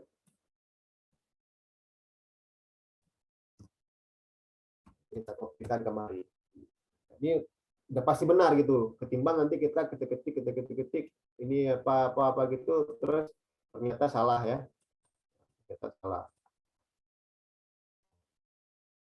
Nah, kita run, kemudian kita hackkan untuk mendapatkan 5 data paling atas. Nah, ini kita ketahui tadi ada model year, ada make, ada model, vehicle class, engine size, cylindersnya, transmissionnya, ada full type, apalagi ini, full consumption, dan seterusnya nih. Dan yang paling terakhir ini CO2 emission. Ini akan menjadi PR kita nanti ya.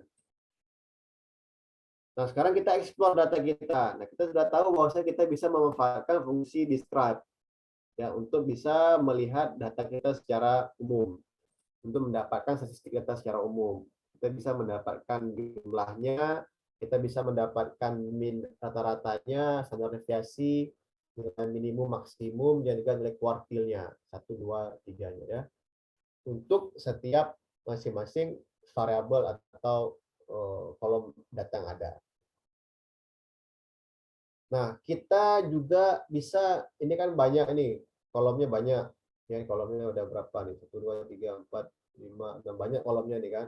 Nah, tapi kita cuman maunya nih kolom tertentu aja yang mau kita lihat gitu. Nah, kita bisa memanfaatkan, pakai pandas juga. Ya.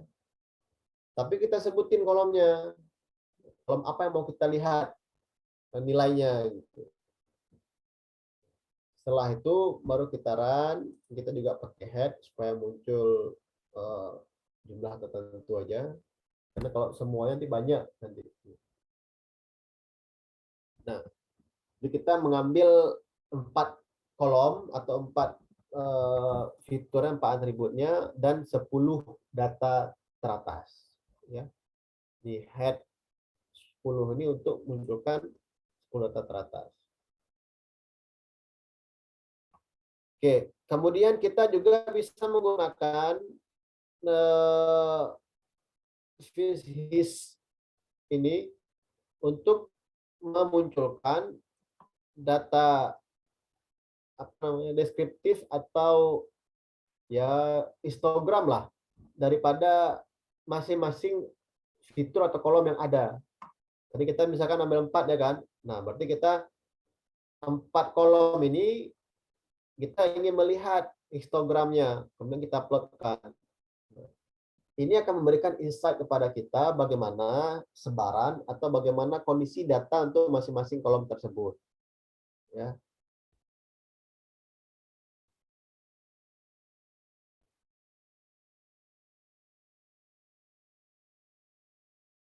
Kemudian kita juga bisa menggunakan scatter plot ini untuk melihat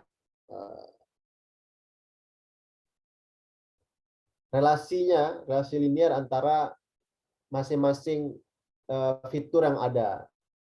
Misalkan kita mau antara full consumption COM ini dengan CO2 emission. Kita mau lihat antara full consumption COM ini dengan CO2 emission ini seperti apa, relasi linearnya seperti apa.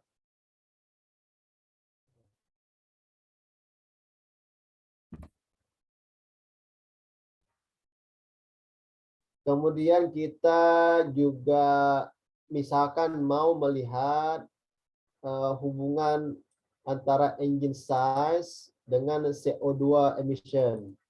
Engine size-nya ini ada di X-nya dan emission-nya ada di Y, CO2 emission-nya. Kita bisa lihat nih hubungannya seperti apa. Oke.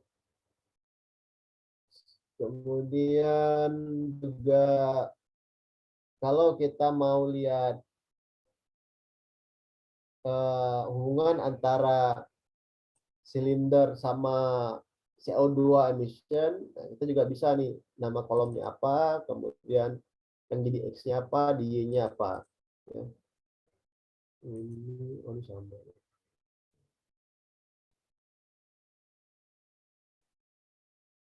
Oke, nah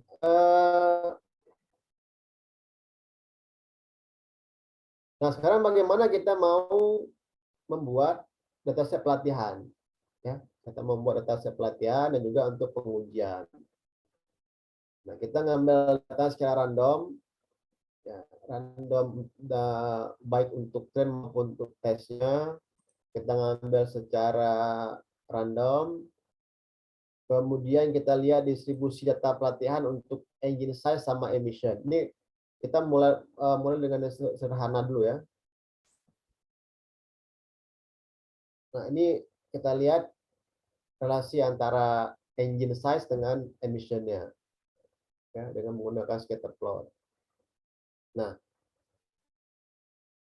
kita menggunakan untuk modelnya di sini kita menggunakan linear regression, gitu kita import dari linear model, scikit-learn itu ada nanti import linear model, kemudian di numpy-nya itu kita pakai untuk X-train sama Y-train-nya itu yang X-nya itu adalah engine size, kemudian yang Y itu adalah CO2 emission. Ini jangan sampai terbalik ya, karena ini kan Y ini mau diprediksi nilainya.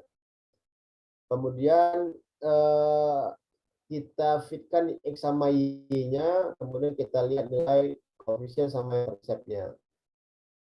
Bisa run dulu.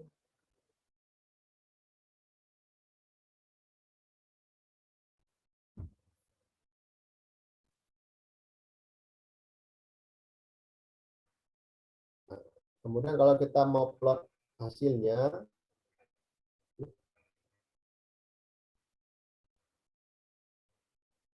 nah, ini kita akan mendapatkan bersama linear.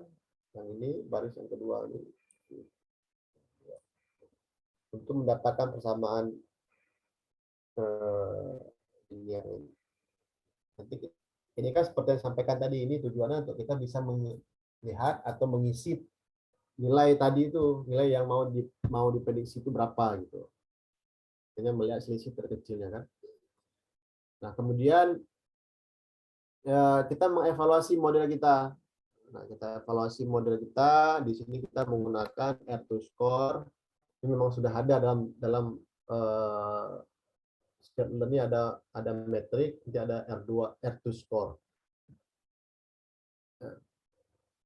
Nah, kita cetak, kita printkan metrik evaluasinya, yaitu mean absolute error. Kita tampilkan 2 desimal belakang koma, ini float.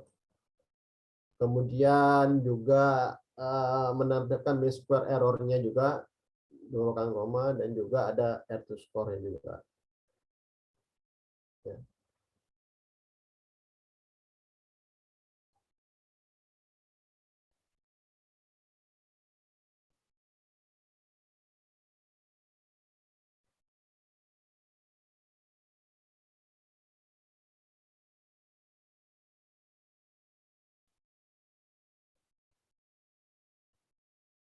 Oke, kemudian contoh yang ketiga, itu kita menggunakan regresi linear variabel jamak. Nah, tadi kan kita hanya menggunakan satu variabel saja ya, misalkan tadi antara engine size dengan emission, kemudian tadi antara apa lagi, nih cylinder dengan emission, kemudian tadi antara fuel consumption dengan emission. Ya, jadi memang kita menggunakan hanya satu saja variabelnya untuk memprediksi nilai daripada CO2 emission itu berapa. Nah, sekarang bagaimana kalau kita menggunakan lebih daripada satu? Nah, kita coba contohnya untuk yang regresi linear variabel jamak.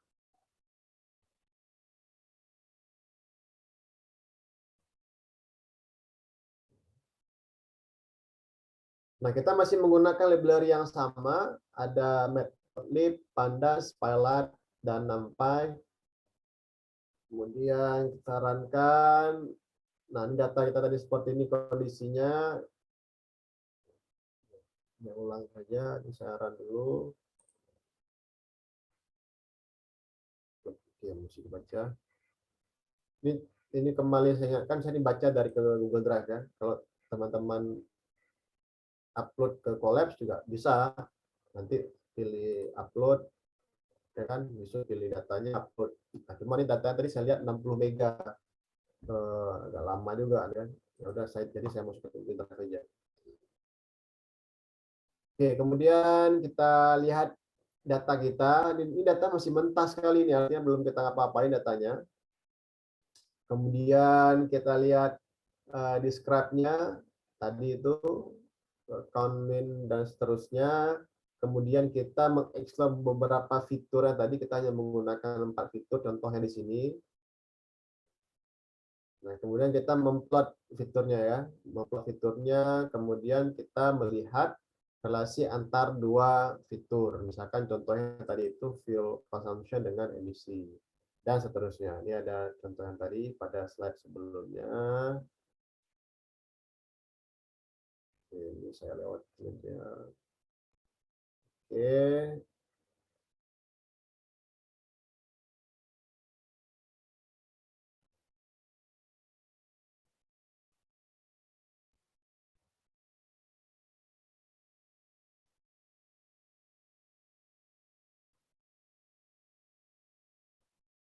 Nah, ini yang perlu di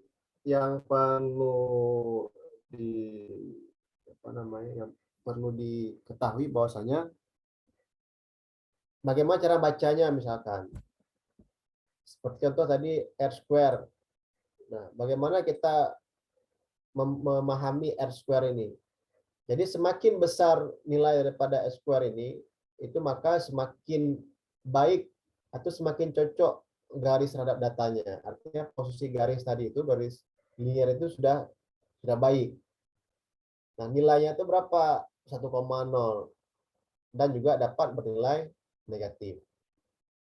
Ya, jadi ini kita perlu materi evaluasi ini untuk melihat terkait dengan data kita, ya.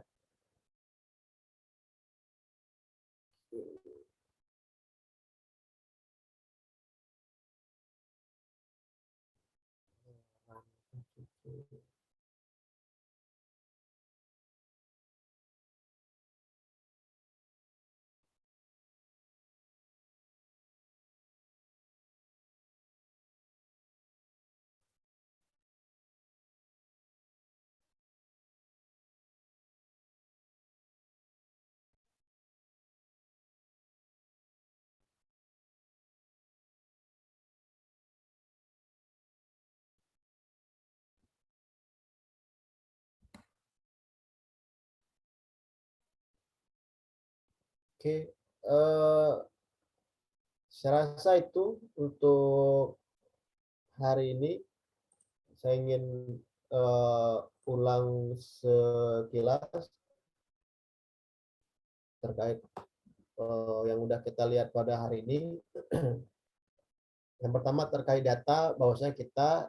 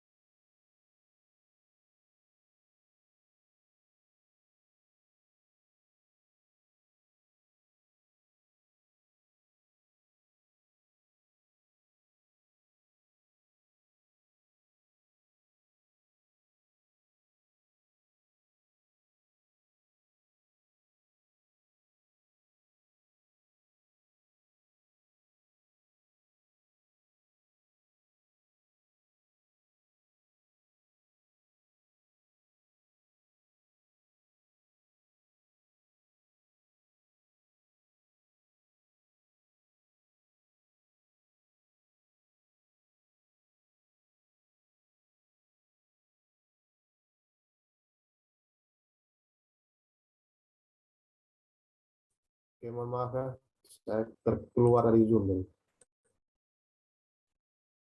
Oke, kita bisa membaginya dengan buat skenario, misalkan 50, 50, 60, 40, 70, 30, 80, 20, 90, 10, dan seterusnya gitu ya. Untuk melihat, kita ingin mungkin melihat polanya atau kita ingin melihat hasilnya. Nah, ketika dibilang data set dibagi menjadi data latih, data training, data testing, nah artinya apa? Ada bagian data kita tadi yang kita splitkan, kita bagi gitu. Nah,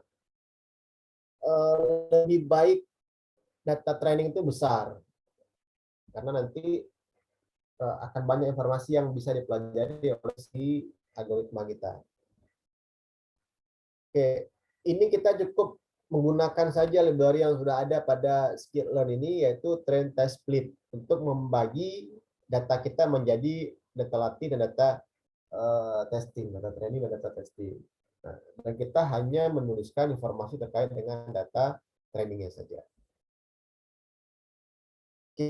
Kemudian juga kita bisa menggunakan key cross validation untuk kemudian data training tadi kita itu kita bagi menjadi beberapa bagian untuk kita dapat melihat validitas datanya. Ya, untuk menjadi data validasi tadi. Ya, ini sama juga, kita cukup memanggilkan saja pakai menggunakan cross value score, kita buat mau berapa key vault-nya, kita bagi menjadi berapa, nanti dia akan bagi secara otomatis. Karena library-nya sudah ada di sini. Kemudian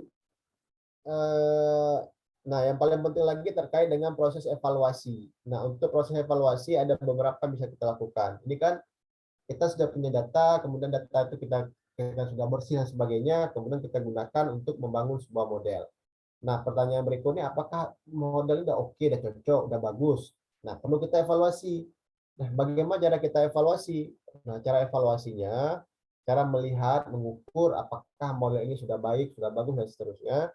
Nah, misalkan untuk kasus klasifikasi, itu kita bisa menggunakan akurasi, bisa menggunakan presisi, recall, F1 measure, regresi kita bisa menggunakan MSE, mean square error, mean absolute percentage error, clustering kita bisa menggunakan beberapa seperti Silhouette, Davis, Baldwin, dan ini itu sudah tersedia library-nya di dalam Python kita, dalam environment kita itu sudah tersedia, yang kita gunakan saja. Ya.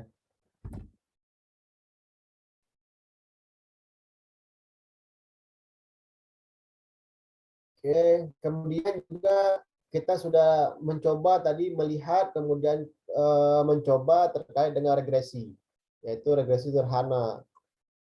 Ya, bagaimana kita memprediksikan nilai suatu nilai kontinu. Jadi kalau ada sejumlah informasi terkait dengan variabel, ada nilainya, kemudian ingin diketahui ini berapa nilainya. Kalau diketahui variabel A, B, C, D itu sekian. Nah, ini berapa nilainya berapa untuk data ini. Nah, kita menggunakan regresi di sini karena kita memprediksikan nilainya berapa. Eh,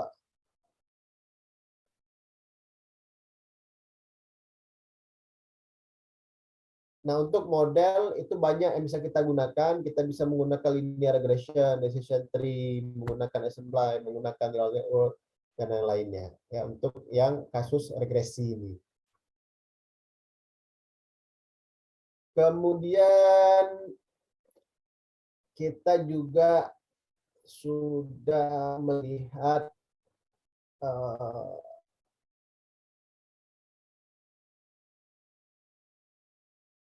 pendekatan-pendekatan yang bisa kita gunakan untuk regresi ini, baik itu menggunakan parametrik maupun yang non parametrik, dengan memperhatikan beberapa pertimbangannya, ya, mempertimbangkan beberapa hal, inputnya, responnya, supervise apa tidak, gitu, regresi atau klasifikasi, itu kita harus lihat. Kemudian juga dalam hal kita membangun model pada machine learning, kita sedapat mungkin itu berusaha untuk membuat model yang fit ke data kita dan juga yang serobas mungkin. Artinya bisa digunakan sebaik mungkin, sefleksibel mungkin. Dan juga tidak kalah pentingnya, kita juga harus memperhatikan terkait dengan errornya, baik training error maupun testing errornya, baik biasnya maupun variannya. Fitting atau overfittingnya juga kita harus perhatikan. Ya, juga terkait dengan empirical risk-nya maupun model kompleksitinya. Ya, seberapa kompleks nih. Nah, kemudian kita bisa menggunakan regresi sederhana, yaitu yang mungkin hanya menggunakan satu variabel saja, atau kita menggunakan regresi variabel jamak, artinya ada variabelnya yang lebih dari satu yang kita gunakan untuk memprediksi suatu nilai. Jadi kita udah lihat contoh-contohnya dengan menggunakan dataset dari CO2 emission. Nah, aplikasi lain yang bisa kita gunakan untuk regresi ini, implementasi lain itu kita bisa untuk memperkirakan penjualan produk, analisis kepuasan, estimasi harga, ya, pendapatan pekerjaan, kira-kira ini berapa pendapatan kita nih ya.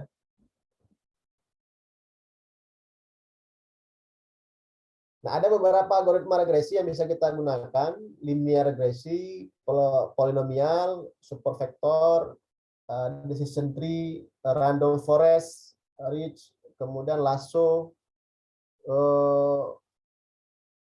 logistik.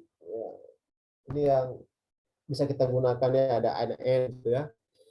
Kemudian tadi kita sudah coba juga untuk regresi sederhana untuk memprediksi nilai kontinu, ya, dengan diketahui sejumlah row data, kemudian diprediksikan berapa nilainya gitu.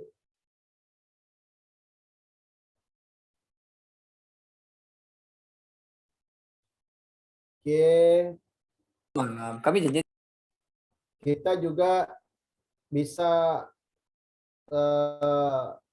melihat relasi antar atribut pada data kita. Ya, kita bisa melihat relasinya. Nah, ini yang saya sampaikan tadi, ini perhitungan detailnya bagaimana kita melihat proses kerja regresi linear ini. Ya, ini untuk diketahui bagaimana prosesnya gitu ya. Tapi nanti dalam implementasinya kita nggak ngitung sampai sedetil ini. Kita kan tadi udah kita lihat, kita cukup memanggil library-nya saja kan. Kemudian nanti komputer yang akan sistem yang akan mengkalkulasikan untuk kita, mendapatkan hasilnya untuk kita. Tapi kita perlu paham dulu proses di belakangnya bagaimana prosesnya. Mulai dia membangun persamaan linear tadi, dia bangun persamaan linearnya, setelah dia bangun persamaan linearnya, kemudian dia melihat ini kan dengan kita dapatkan persamaan linear, kemudian kita dapatkan misalkan 2,4. Nah, 2,4 bisa kita ketahui kalau 2,4 engine size-nya itu berapa emisinya gitu di sini. Kan dapat nilainya di sini. Ya kan? Dari mana dapatnya? Dari persamaan linear. Kemudian kalau kita punya beberapa kondisi, nah kita bisa lihat kalau di sini berapa nilainya, kalau di sini berapa nilainya, dan yang intinya itu kita melihat selisih yang terkecil, ya, untuk melihat selisih yang terkecil.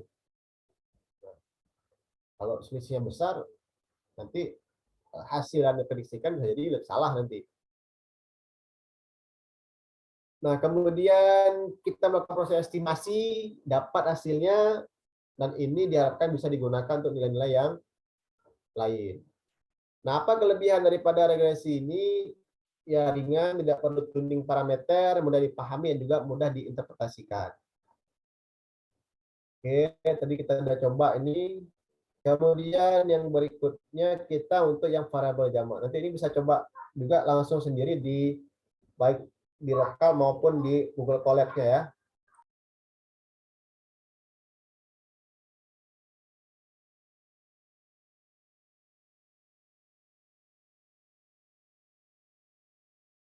Yang variabel jamak, kita ini melihat ada sesuatu yang mau kita lihat, mau kita prediksikan, tapi dengan menggunakan beberapa parameter gitu.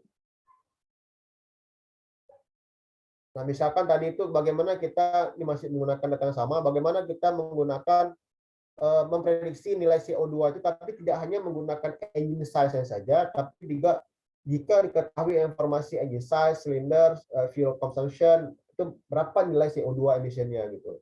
Kalau tadi kan yang sederhana itu kita hanya menggunakan engine size saja dapat, kemudian kita prediksikan kalau dia 2,4 berapa CO2 emisinya. Nah, ini bagaimana kalau ada engine size, ada cylinders, ada fuel consumption. Nah, ini berapa nilai CO2-nya? Ini menggunakan lebih pada satu variabel untuk prediksi nilainya gitu. Kemudian kita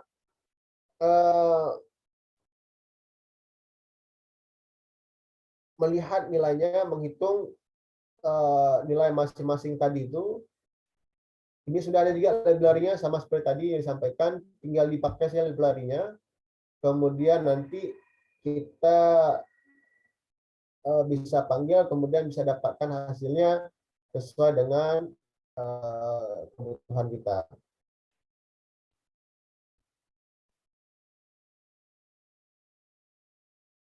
Nah, ini bisa dicoba nanti di Jupyter Notebook-nya ataupun di Google Colab kalau yang mau online.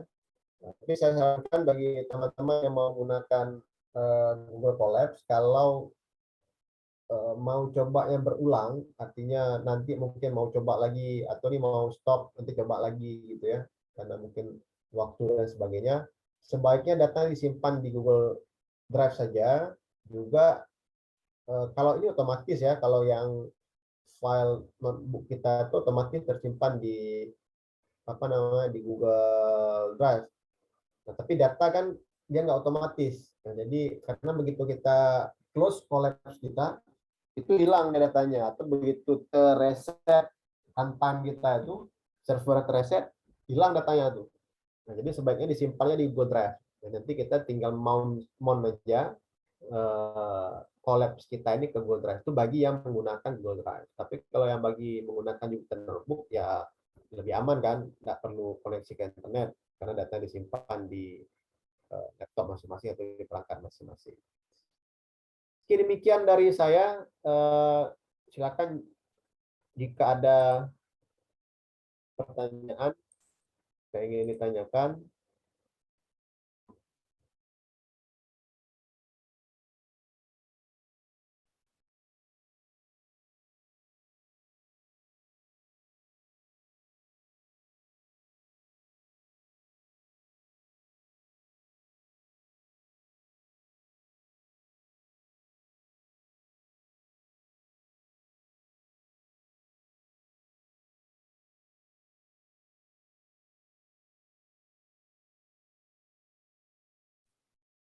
Oke,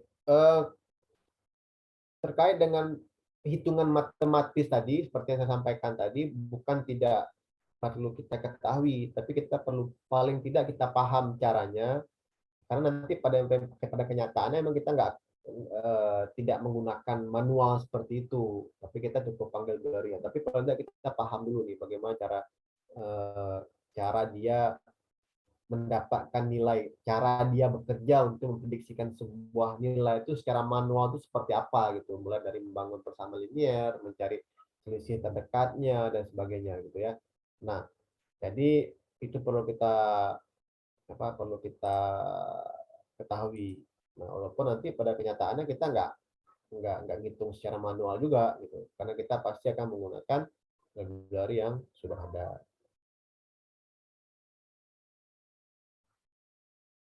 Oke. Kalau nggak ada pertanyaan, jadi saya harapkan contoh kasus itu yang bisa kalian download di Spada itu bisa dicoba, eh, kemudian tidak hanya coba, juga dicoba pahami juga langkah per langkahnya, dan lebih baik lagi kalau mau dicoba dengan menggunakan dataset yang lain. Ini kan datasetnya kan sebagai contoh ya. Nah, kalau menggunakan dataset lain, silakan dicoba untuk membiasakan mendapatkan apa ya, mendapatkan feel-nya itu bagaimana gitu. Jadi nggak hanya dengan data yang ada aja, tapi data yang lain juga. Nah, itu penting. Karena gini, seperti yang saya bilang tadi, belum tentu itu satu solusi itu bisa kita gunakan untuk semua kasus. Tapi terkadang nanti kita perlu memang harus buat dari starting from zero juga, kita dari awal juga kita mulai lagi dengan data yang ada. Karena kita harus tahu dulu karakteristik data yang seperti apa, kemudian cocok nggak untuk model ini sebagainya. Jadi memang perlu kita lakukan mulai dari awal dan sebagainya. Ya,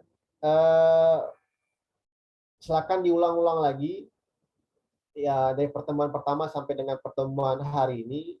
Eh, Karena kalau tidak salah itu di minggu depan itu ada UTS. Tapi saya belum tahu bagaimana skema UTS-nya, online atau apa, saya belum. Maksudnya kalau kan pasti online ya, tapi nggak tahu gimana, belum tahu saya skema gimana. Tapi paling tidak bukan hanya untuk UTS, tapi untuk memahami bagaimana yang udah kita pelajari sejauh ini. Kalau kita lihat tadi dari eh, tahapan life cycle data mining itu kita sudah hampir berada di ujung gitu. Ini kalau kita lihat kembali tadi ke life cycle data mining,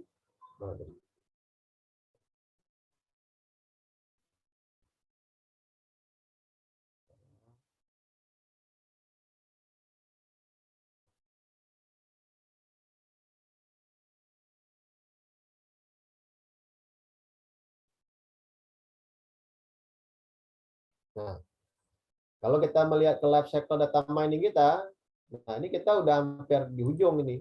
Artinya kita dua langkah lagi sudah selesai. Ya.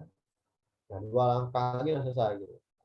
Nah, kita udah sampai ke data modeling. Data modeling ini mungkin akan selesai di minggu ini atau paling lambat minggu depan gitu. Di awal minggu depan udah selesai. Nah, kemudian kita udah masuk ke data evaluation dan ke deploy-nya.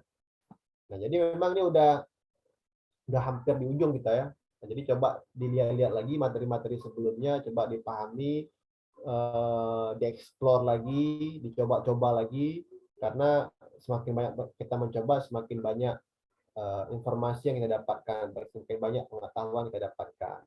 Misalkan kita menggunakan regex untuk mereplace kata tertentu, misalkan bagaimana cara kita mengisi nilai kosong atau mengisi missing value-nya atau membuat nilainya menjadi default nol semuanya atau apa gitu. Nah, itu kita harus coba-coba. Nah, kalau kalian mungkin mau buat cheat sheet-nya itu apa semacam buku contekan gitu, semacam apa ya? Buku saku gitu lebih bagus lagi kan. Oh, nanti kalau ketemu ini gini solusinya, kalau ketemu ini solusinya gitu. Kalau ini perintah seperti ini itu mungkin akan membantu lagi untuk. Dan ini memang jam terbang nih maksudnya. Artinya semakin banyak kita explore, semakin banyak kita pelajari itu akan semakin banyak informasi. Nanti akan memudahkan kita untuk memutuskan atau memberikan mendapatkan semacam informasi awal, oh ini cocoknya pakai ini, oh cocoknya pakai ini. Karena apa? Karena kita sudah mencoba dengan berbagai macam data yang tersedia. Jadi memang harus banyak mencoba. Oke, mungkin demikian dari saya. Sebelum kita akhiri, karena nggak ada pertanyaan mungkin. Sebelum kita akhiri, mungkin mohon bantuan dari teman asisten untuk sesi terakhir foto. Silakan. Ya Pak, baik Pak. Untuk dokumentasi foto akhir pertemuan 10 ini, tolong kawan-kawan peserta sudah bisa membuka kameranya. Terima kasih.